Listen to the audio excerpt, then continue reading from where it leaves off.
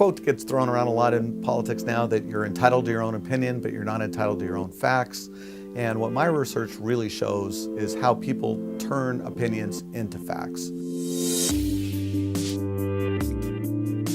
I'm a social psychologist who's interested really in human reasoning and some of the biases in human reasoning. So the phenomena I've been interested in my research has been motivated, what we call motivated reasoning. It's the idea that people think they think like scientists, but they really think more like attorneys.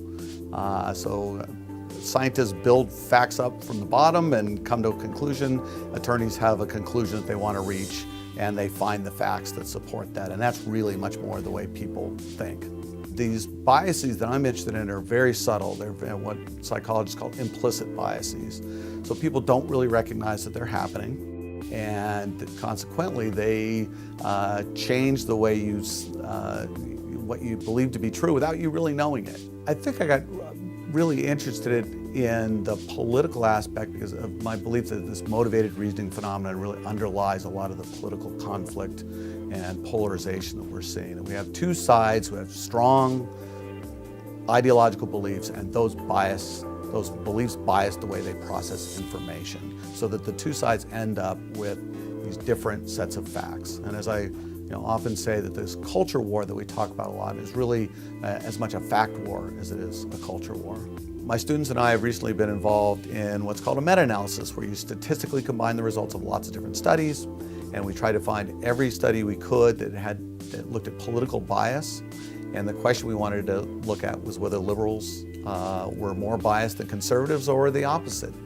And what we found is that both groups were biased, and they were biased to almost the identical degree. For the last 8 or 9 years, I've been collaborating with a group of psychologists around the country on a website called yourmorals.org, where we collect data and have amassed a data set of about 700,000 people that allows us to look at the predictors of people's political attitudes and beliefs. Another thing that's important to note is that my research is really collaborative. It's a group enterprise. In my hot cognition lab, I have many graduate students and many undergraduates who are conducting research on all different aspects of moral and political reasoning. What I hope my research gets at is this sort of bottleneck that happens. So lots of people in the School of Social Ecology study policy and how they want science to inform policy. None of that's going to happen if the two sides in the political debate can't get along. So by studying that political conflict process, if we can unlock that, then that allows some more informed policy to occur.